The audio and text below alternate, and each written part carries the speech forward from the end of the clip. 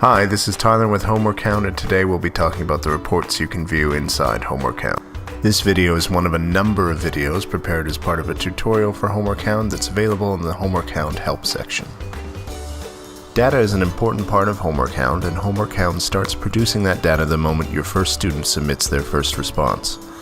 Every question that they answer is recorded and turned into usable data that Homework Count uses to track their progress and identify both individual and classroom challenges. All of this data is then organized into reports in Homework Count's teacher area.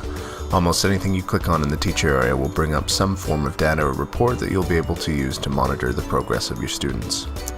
All of this data is available for you to view in a variety of different ways, and today we're going to look at some of the different ways you can look at it, organize it, and use that data to help your students at home and in the classroom. You'll start seeing that data at work almost immediately on logging onto Homework Count. The teacher portal is filled with summaries of the data that's been collected over the week, showing your students' areas of strength and challenge, as well as how they're progressing in math and English. Our first stop for reports is going to be the weekly reports that are gathered in the Week Report section along the top of your screen. When you click through, you'll be given a weekly test breakdown which will show how your students have scored on each of their Homework Count activities. By scrolling down, you'll also be shown overall scores for your class in both math and English, as well as areas that Homework Count has identified as both strengths and challenges for your class. In the class list along the bottom, you'll be able to click on any of your students and see a breakdown of where they've done well and where they need a little bit more help. You'll also be able to see which students have and have not completed their activities. Here we can see this student has an incomplete next to their name, and if we click through, we'll be shown with an asterisk which areas the students have not yet completed. We can view any of the questions, completed or otherwise, that the student has done by clicking on View Questions. This brings up not only their answers, but the correct answers so we can see where students are going wrong. We can also check who has or hasn't finished their homework by clicking on the View Homework Completion button here at the top of the screen. By clicking on any student's name, whether it be under the Needs Support area or under the Weekly Test Breakdown, you'll be shown a more comprehensive report which shows the student's progress in a number of areas. This will highlight not only the individual math and English strengths and weaknesses for the student, but also where they've progressed and where they've taken a step backwards. Homework Count asks students similar questions every few weeks, so after about 3 weeks we're able to show you the progress that students are making in various aspects of the curriculum. For more information on student progression and how our testing works, please watch our video on how work is allocated. This individualized report is a great one so that you can see how your targeted teaching is leading to progress in your students. Going back to the weekly test breakdown, we can click on any of the students' results to see how they've answered the questions. By comparing results between a few students, you'll quickly be able to see whether there's a particular aspect that they're not grasping. If you need support resources for any of the areas that are being covered, take a look at the tops of the columns.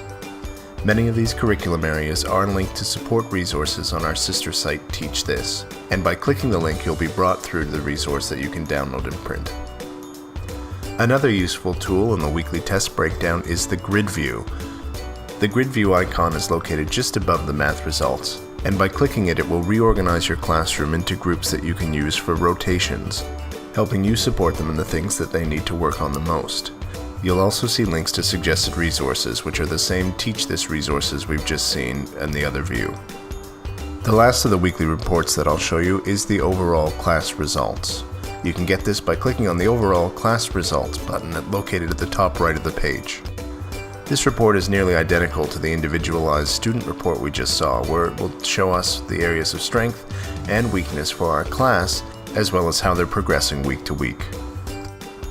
We can also track progression by looking at the term report, which is located as the third tab along the top of the page. The term report shows us each student and how they've progressed through the term. The numbers next to their name are not broken down the same way they were in the weekly report, but instead reflect an overall grade for that week, a combination of both their math and English marks. By clicking on a student's name in the term report section, we'll be brought to the same individualized report for that student that we've just seen in the weekly report section. And by clicking on individual scores within the term report, you'll be given a snapshot of that week similar to a weekly report. Here you can also click through to see how they've answered each of the questions and where they've gone wrong. This can be very useful in the term report because you'll quickly be able to see anomalies where students have performed better or worse than they usually would have. And by viewing the students' answers, you may be able to see why they were having a bad day. Another useful reports within the term report is to click the View Details button located on the student's line. When you click on this button, HomeworkHound will automatically generate a report which will show where the student has excelled, where they've improved, and where they still require a little more development. This can be very useful during reporting time. So that covers the week and term reports in HomeworkHound. Remember that while HomeworkHound starts recording data immediately as soon as your students start working in HomeworkHound, it will take at least 3 or 4 weeks before HomeworkHound will be able to give you reports based on students' progress.